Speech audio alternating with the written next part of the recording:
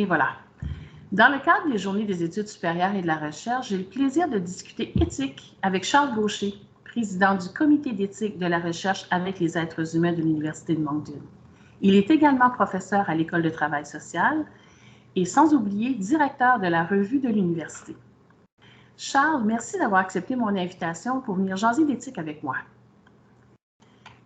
Dis-moi, on sait que la recherche scientifique comporte presque toujours une dimension éthique. En quoi consiste de façon générale l'éthique de la recherche avec les êtres humains? Bien, tout d'abord, merci Micheline d'avoir pensé à moi pour les journées d'études. C'est vraiment un plaisir de discuter éthique avec toi et avec tout le monde. La question de l'éthique, elle est vaste, hein. On la distingue de la déontologie généralement, dans le sens où ce n'est pas seulement le respect de règles fixes, mais plutôt une réflexion à propos des enjeux, des risques, de la question de la confidentialité, la question des différentes dimensions qui pourraient affecter les personnes qui sont visées par la recherche, dans le cas qui nous intéresse, des êtres humains.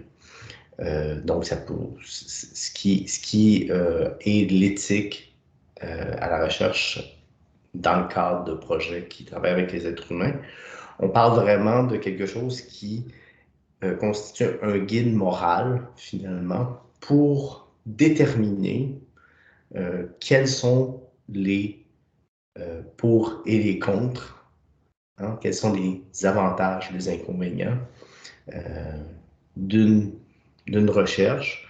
Est-ce qu'on va faire plus de tort, par exemple, que de bien en faisant cette recherche-là? Est-ce qu'elle est neutre, au sens où est-ce qu'elle ne comporte pas de risque vraiment pour les personnes qui y participent? Ou est-ce que les risques sont minimaux? Ça, c'était toutes des choses que sur lesquelles on se penche. Le principal élément, ou le nerf de la guerre, en général, pour nous, c'est de se demander, est-ce que la personne qui participe à cette recherche-là est libre d'y participer? Et est-ce qu'elle est éclairée? Est-ce qu'elle comprend très bien ce dans quoi elle est impliquée? Donc ça, c'est vraiment pour nous le noyau dur. Après, autour de ça, il y a d'autres réflexions qu'on fait, puis il y a des questions qu'on se pose. Y a-t-il une politique ou un énoncé sur lequel le CER de l'Université de Moncton s'appuie? Ben oui, c'est l'énoncé de politique des 3 conseils. Il y a eu une version récemment en 2018, une nouvelle version qui a été faite. Nous, c'est vraiment notre guide, c'est ce qui oriente notre réflexion.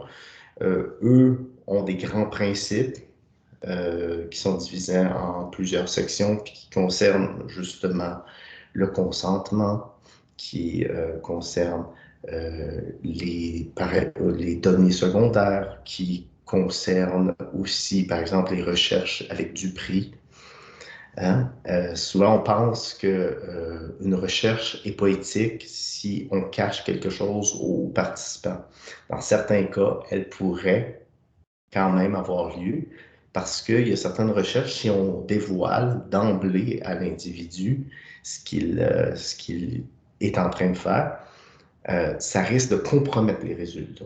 Donc, nous, comme comité éthique, il faut évaluer, est-ce que la duperie, là, par exemple, elle est justifiée? Par exemple. Et quelles sont les mesures que va prendre le chercheur pour, après coup, informer le participant et lui donner la possibilité de se retirer aussi de l'étude si jamais, après coup, il y aurait pour la personne le désir de ne plus participer à la lumière des informations qui lui ont été données. Donc, l'énoncé de politique des 3 conseils, la version 2018 là, en particulier, c'est vraiment le document qui nous oriente, c'est celui qui nous permet, comme groupe, comme comité à l'université, de réfléchir aux enjeux éthiques, qui soient de différentes natures. Je crois que ce principe-là, que le PTC, je crois, 2018, est utilisé par plusieurs comités éthiques d'ailleurs au Canada et probablement peut-être ailleurs, mais je sais qu'au Canada, c'est souvent réglementé à partir de ça. Et c'est vrai que c'est très, très large et très, comment je pourrais dire ça? Large, mais en même temps très, très, très précis dans tout ce qui est, même l'utilisation de tissus humains ou autres qu'on ne touche pas aujourd'hui. L'Université de Moncton a aussi un comité. Ce comité-là, il est composé de plusieurs personnes, du corps professoral, il y a une représentante ou un représentant de la communauté et une représentation étudiante. J'aimerais que tu nous parles un peu plus du rôle de ce comité-là, parce que c'est un comité très important qui demande beaucoup de travail auprès de ses membres. Peux-tu nous en parler un peu plus? Ben, c'est un comité, oui, effectivement, qui est très actif, contrairement à d'autres comités, ou peut-être l'impression que certains peuvent avoir de ces comités-là, c'est de se dire, ben, on reçoit, mettons, 12, 15 demandes, et puis, bon, on s'y divise, puis après, on présente, et puis on prend une décision. Dans le cas du comité éthique, c'est pas du tout comme ça qu'on fonctionne. Tous les membres, dans des perspectives pluridisciplinaires, que ce soit éducation, psycho, travail social, sciences juridiques, même des membres de la communauté, effectivement, comme tu le mentionnais, vont se pencher sur chacun des projets. Donc, c'est ça la différence, et c'est pour ça qu'on est un comité d'éthique, dans le sens où, après que chaque membre a réfléchi aux enjeux éthiques reliés à une demande, on met ça en commun. Donc, on s'assoit, puis on donne nos impressions, chacun notre tour, et on essaie d'arriver à la fin de notre discussion à un consensus. Un consensus sur qu'est-ce que le chercheur à quoi le chercheur devrait penser, qu'est-ce que la chercheur devrait rectifier, ou est-ce que, par exemple, il faut renvoyer la demande au chercheur et qu'il repense à sa demande. Ce comité-là, il est formé de plusieurs personnes, bien sûr, qui n'ont pas une expertise dans tous les domaines, mais ils ont quand même un compas moral qui leur permet de prendre des décisions par rapport à, justement, des éléments de nature éthique. Et là, c'est là que la distinction est très mince, des fois, entre les enjeux éthiques et les enjeux méthodologiques. Et c'est pour ça que nous, on n'est pas habilités comme comité à décider si une recherche est bonne ou pas, par exemple. Est-ce qu'elle va donner des bons résultats ou est-ce qu'elle est biaisée? Est-ce que la méthodologie utilisée est obsolète? Est-ce que la façon de procéder va faire en sorte que les résultats ne seront pas utilisables à la fin ou certains résultats vont être trop, disons, c'est ça, biaisés? Nous, on n'est pas là pour évaluer ça. Nous, on est là pour évaluer plutôt est-ce que le participant qui est dans le processus, il est mis à risque? Est-ce qu'il est en danger? Est-ce qu'on le méprise? Est-ce qu'il est lésé dans ses droits?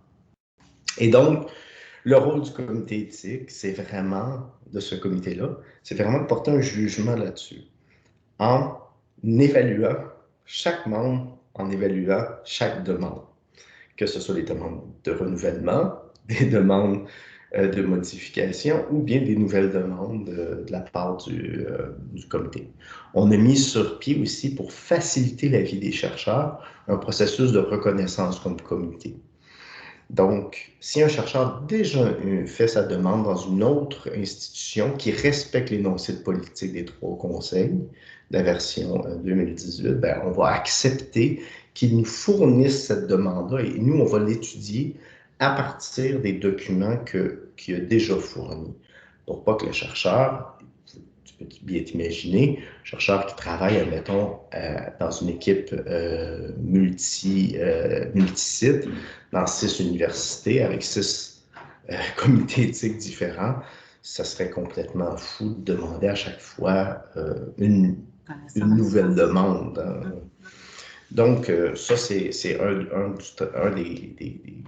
des aspects de notre comité. On est un groupe qui, je dois l'avouer, on a beaucoup de fun ensemble. On s'amuse beaucoup. On est très bien appuyé par la FESR, qui est l'organe qui nous soutient, mais dont on est indépendant. Ça, c'est vraiment une chose assez particulière.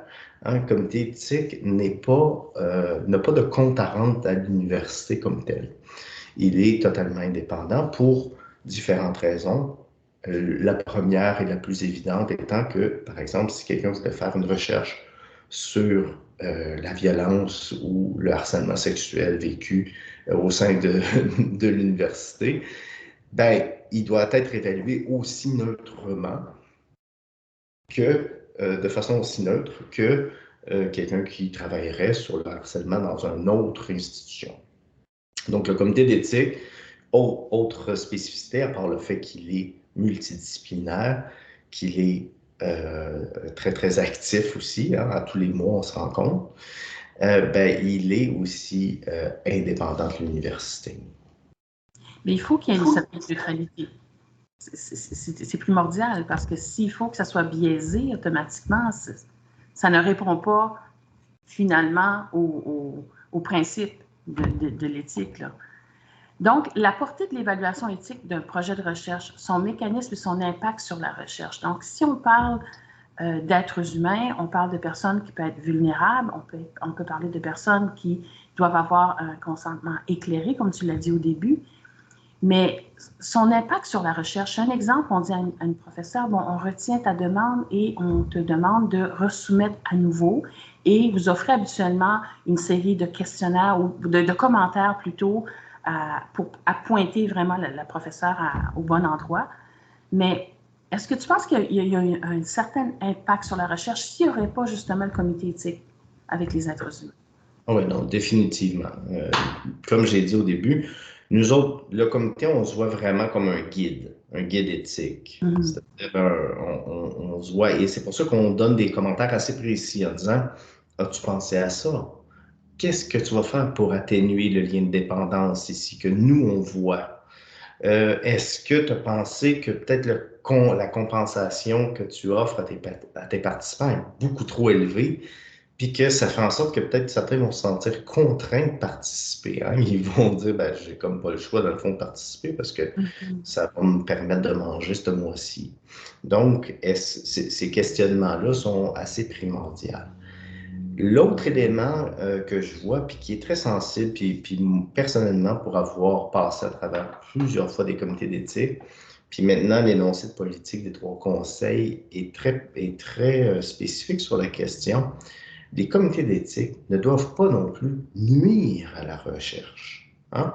On ne doit pas jouer à chercher la bébite noire, puis dire... Mettre des barrières, là. Puis mettre des barrières qui seraient inutiles, qui font en sorte de juste retarder le processus.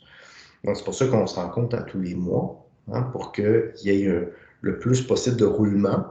Mais c'est aussi pour cette raison-là qu'on essaie toujours de partir du principe que le chercheur est de bonne foi. On part de ce principe-là à l'Université de Moncton, que les gens, ils n'essayent pas de nous cacher des choses, ils n'essayent pas de nous mentir, ils n'essayent pas de traficoter la réalité. On part sur le principe qu'ils sont de bonne foi, mais que parce que c'est généralement nouveau. Hein. La plupart des recherches qu'on fait en général, c'est dans des secteurs nouveaux. Ben, sinon, si on fait toujours une recherche, toujours avec les mêmes personnes, dans les mêmes institutions, avec le même questionnement, ben, il n'y aura pas d'avancement de connaissances. Donc, la plupart des chercheurs sont amenés à entrer dans des nouveaux terrains, se poser des nouvelles questions, aborder des nouveaux enjeux. Et donc, nous, on est là vraiment pour les guider là-dedans, puis leur dire, ben, as-tu pensé que, peut-être, par exemple, donner un exemple plus précis, il y a beaucoup de chercheurs qui sont très inquiets parce que là, ils disent, ben, tu sais, moi, je veux rencontrer des personnalités publiques, mais là, tu sais, comment je vais faire pour que ça soit anonyme? L'exigence d'anonymité n'est pas une exigence absolue. C'est une exigence si tu le promets à l'individu. Si tu lui dis, ça va être anonyme et confidentiel, il n'y a personne jamais qui va te reconnaître. Si tu lui dis ça, puis d'autre part, après ça, tu publies des données que, dans le fond, tout le monde sait, ben, ça, c'est Jean-Marie Nadeau, par exemple, qui a dit ça. Tout le monde connaît Jean-Marie Nadeau en Acadie, tout le monde sait à peu près ce qu'il pense sur certains enjeux. Puis tu dis, ben, j'ai rencontré un militant acadien et je lui pose des questions, voici ses réponses, je ne vous dirai pas c'est qui. C'est un peu faire semblant. Donc, le comité d'éthique, il est là pour dire aussi, écoute, si tu promets à la personne de respecter certains éléments, tu n'es pas obligé de lui garantir l'anonymité. On peut finir par reconnaître cette personne-là. Exactement. Donc, le comité, lui, il est là pour faire ça, pour faire ce travail-là de réflexion. Fait que vous voyez, ça va dans les très petits détails, souvent, et avec l'exigence que c'est de ne pas chercher la bête noire. Donc, c'est des longues réunions. À chaque fois, on a des longues après-midi de réflexion quand on a seulement 6-7 projets, nouveaux projets à évaluer, ce qui est de plus en plus rare. Je pense que, Micheline, toi, tu peux facilement en témoigner. Hein, on voit qu'à l'Université de Moncton, il y a une augmentation quand même significative de la recherche avec les êtres humains qui s'est faite dans les dernières années. Je tiens à préciser que le comité éthique, c'est un comité qui travaille très fort. On parle d'au-delà de 350 demandes et plus qui transigent par le CER chaque année. Donc, comme tu nous disais tout à l'heure, chaque demande est évaluée par chaque membre. Il y a une discussion qui s'ensuit. On ne parle pas de quelques documents de quelques pages. Des fois, on parle des centaines de pages à étudier, à évaluer, à discuter. Donc, il faut comprendre que il y a une lourdeur administrative, mais elle est nécessaire dans le contexte du comité éthique. Puis, je peux dire aussi que les membres sont dévoués. Les membres du comité éthique, je sais que tu dis que tu as du plaisir à travailler avec eux. Moi également, c'est des gens qui sont dévoués et qui ne comptent pas leurs heures. Non, définitivement. Non, aucune. Puis, moi, je dis chapeau à ce comité-là. Vraiment, bravo à tout le monde. Charles, écoute, c'est tout le temps que j'avais, mais comme toujours, ça a été un plaisir de parler avec toi. Merci. Puis, bravo encore au comité éthique. J'espère que les gens qui ont écouté cette capsule-là vont un peu mieux comprendre le fonctionnement du comité éthique. Et on essaie toujours de répondre très rapidement aux demandes. Et comme tu dis, on ne met pas de barrière, on n'essaie pas de trouver la bébête noire, mais on essaie justement d'aider ces gens-là à avoir un projet acceptable, pas acceptable, mais qui est propre à l'éthique puis qui peut aller de l'avant au bénéfice des participants ou des participantes. Merci à toi de nous avoir permis de parler un peu de notre travail. Ça nous permet de reconnaître aussi tout ce travail-là, à mon avis, que font les membres, de donner une bonne idée à la communauté universitaire de ce que les gens qui m'entourent font comme travail qui n'est pas négligeable. Non, qui n'est pas négligeable, exactement. Merci encore, Charles. À la prochaine.